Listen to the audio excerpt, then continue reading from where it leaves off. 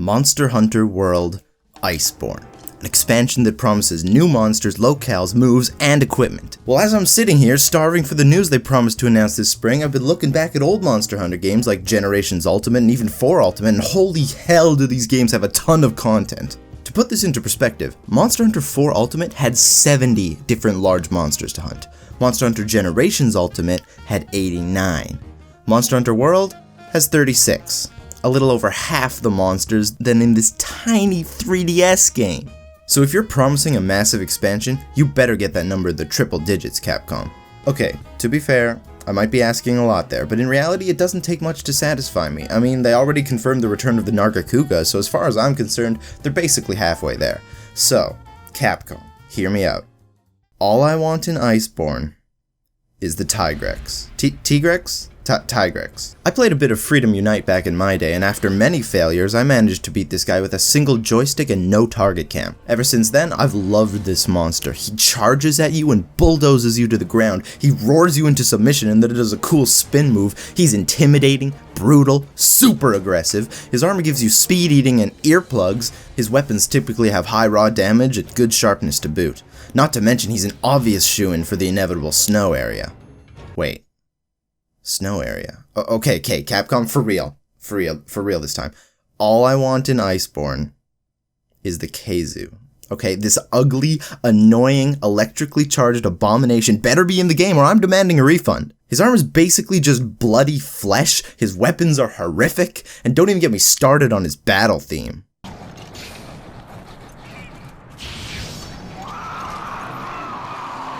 I hate the Kzoo, so you better put him in the game.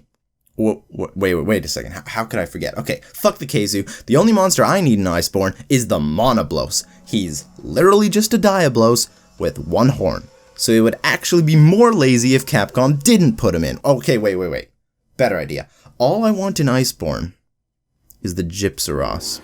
He can steal your items. He can poison you, but best of all, he plays dead and lets you carve off pieces of his body just to lure you into getting destroyed by his ultimate attack. This is one crafty bitch. Okay, but for real though, the only monster more metal than that is the Nursilla, who's a giant spider that eats Gypsaros and wears their skin like a raincoat. He constantly swings around the area like Spider-Man, and on top of all of this, look at how awesome his armor looks. Okay, but if I'm honest, okay, Nursilla is absolute dog shit compared to the best insect monster, the Celtis Queen. This thing summons a regular Celtis and they combine their power to do combo attacks, usually by ramming the Celtis' horn straight into the ground. Oh, and if that Celtis gets weak, the Celtis Queen picks it up, bashes it to death on the ground, and eats it to restore health. This monster is ridiculous. Okay, but for real, if I'm honest with myself, the only thing I want in Iceborne is the Zurn Ogre. He's this crazy, acrobatic, thunder-blasting lion thing that's not only super fun to fight, but it's just super cool to look at. At first you're like, this is easy, he just stands there and roars, but then he gets all supercharged and starts bodying you hard. Okay, but for real, Zurn Ogre doesn't cause nearly enough explosions, so in Iceborne, we gotta get Brachydios. Do you ever look at your hands and think, man, I wish these were just stumps covered in chemically reactive slime that causes massive explosions whenever I touch something? Yeah, me neither, which is probably why the Brachydios is so pissed off all the time. He even has one sticking out of his head, what a dumbass. Okay, be warned though, this boy will blow you to hell and pound your corpse into the ground and proceed to triple cart the rest of your squad just for style points. But I swear, some concepts for monsters are just so unique. Like, take the Glavine. He's basically a T-Rex, but he's got this giant tail that's basically a sword. So the Glavine realizes that his weapon's only at blue sharpness, so he's like, okay, and it's time to sharpen. So this absolute unit of a monster takes its own tail, puts it in its mouth, and uses its teeth to sharpen the blade of its tail, while heating it up with its fire breath in preparation for what I assume is his very own take on the 1000-degree knife idea. Oh yeah, and he does this. Oh yeah, did I mention they made a rocket dragon? They better put Valstrax in Iceborne for no reason other than giving me the opportunity to go into a blind panic every time he flies into the sky, only to perform one of the greatest, most stylish dive bomb attacks right where I previously stood before being fucking vaporized by the one and only, and I cannot emphasize this enough, Rocket Dragon! Every morning when I wake up, I ask myself if the pain I experience every day is really worth it. And every time I give myself the same answer. It'll all be worth it when everyone else experiences this same pain the moment they add Raging to Iceborne. he can fire giant insta-kill beams from his face, he can pick up giant rocks and hurl them at you, and if he feels like it, he can go Super Saiyan. Golden hair and everything, my lord. Okay, but this man is weak compared to the best monster, the Tetzakabra. I'm just kidding, he's shit.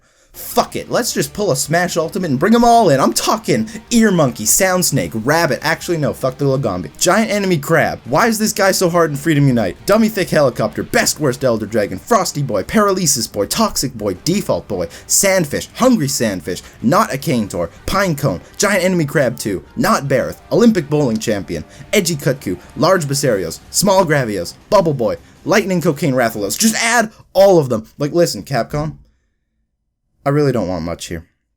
Okay, all I want in Iceborne is the Goro Magala. Which, of course, means you gotta put in the Shagaru Magala and the Chaotic Goro Magala. Holy shit, I just remembered. Subspecies, listen, Capcom. If you want to make more content with less work, you gotta hop back on that subspecies wagon. Tell me, what happens when a Zurn Ogre picks a different type of lightning cocaine? That's right, you get the Stygian Zurn Ogre erupting with red dragon lightning, and then you got the white Monoblos, who's just an asshole. Meanwhile, the Tigrex might all be like... But then the Brute Tigrex shows up like... And then you got the Molten Tigrex that comes in like... And then you got the red Kzoo, who's just an asshole. But speaking of the Kzoo, there's a subspecies of Nursilla that, instead of wearing the skin of a Gypsaros, wears the skin of a Kzoo and gets paralysis attacks from it. Fucking badass. But okay, we already know from World that the Pink Rathian and Azure Rathalos are just the regular ones but assholes.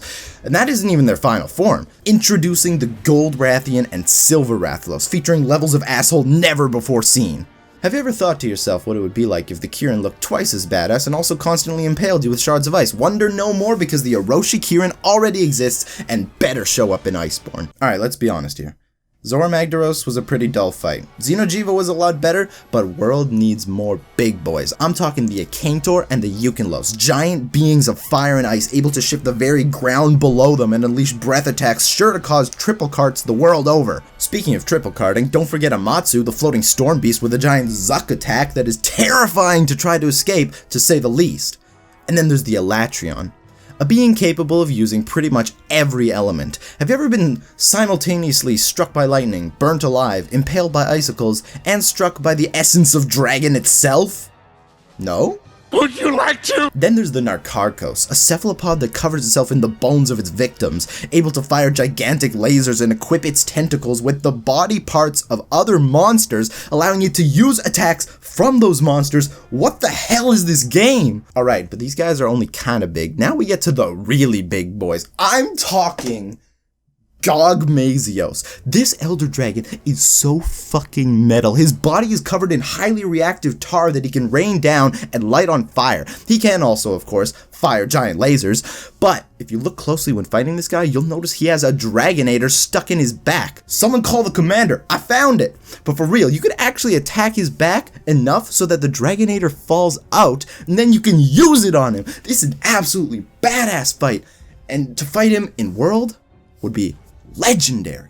Okay, Lao Shang Lung, he's gigantic, he's tanky as hell, and you gotta defend your base from him. He's super cool, that's all you gotta know. Oh, and then, you got the Shen Gaoran, which is the final giant enemy crab. He's so gigantic, he looks like a freaking alien. But quite possibly the biggest boy of them all, we have the Dalamadur, a giant snake lizard thing that can rain down meteors from the sky, fire lasers twice your size, and finish off entire teams in one bite. To put into perspective the sheer size of this boy, the Rotten Vale in Monster Hunter World is made out of the corpse of one or more Dalamadurs. You can actually see multiple Dalamadur skulls littered around the map. To have him return as a revamped fight in Iceborne would be phenomenal. Now, you're probably thinking, okay, that's a lot of potential returning monsters, but what about new monsters? Well, we'll get to that, but first we have to talk about the ultimate final boss monster, the Fatalis. He has 3 different forms. You could be white, black, crimson. They all are tough. For real though, this monster has reached levels of pissed off never before seen. Basically, according to Monster Hunter lore, once upon a time the ancient civilization was working on a project and needed a shit ton of dragon parts, so they took their team of Hame speedrunners and their Gravios Giga Cannons and killed a ludicrous amount of dragons. So Fatalis sees this and gets pissed. He's sick of these people killing his kind and wearing their scales like armor, so he starts killing humans and melting their bodies into his as retaliation. He's like using their bodies as his armor. Like, the Fatalis is known as the perfect enemy for humanity, and is basically the monster equivalent of death itself. You remember the giant dragon Lao Shanglong? You wanna know why he decided to move from his natural habitat to attack your base? It's because he was running from a Fatalis. That's how powerful these things are. The question is, what were the ancient civilization working on that got the Fatalis so pissed? Well, this is where we get into potential new monsters. Introducing the Equal Dragon Weapon. A half monster, half machine bioweapon made for the sole purpose of killing monsters. Made up of the parts of over 30 dragons, it's said that the more beings this machine killed, the longer it would live. Now imagine if one of these was still alive and decided the dragons weren't its only target. How incredible would it be to fight this dummy thick, weaponized dragon corpse as it tried to eradicate all life in its path? And who's to say that once we take it down, we can't repurpose it to help us fight an even more dangerous threat than the Fatalis itself? There's really no limit to how ridiculous we can get here, so go for it, Capcom. Surprise me. Whew. Alright.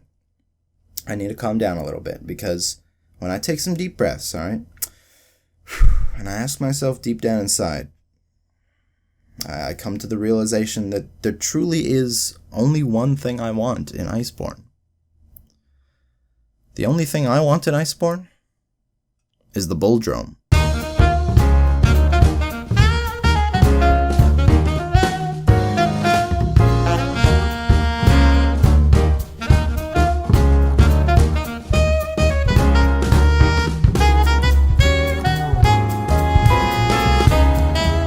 Not kidding, fuck that. Put in the Plesioth.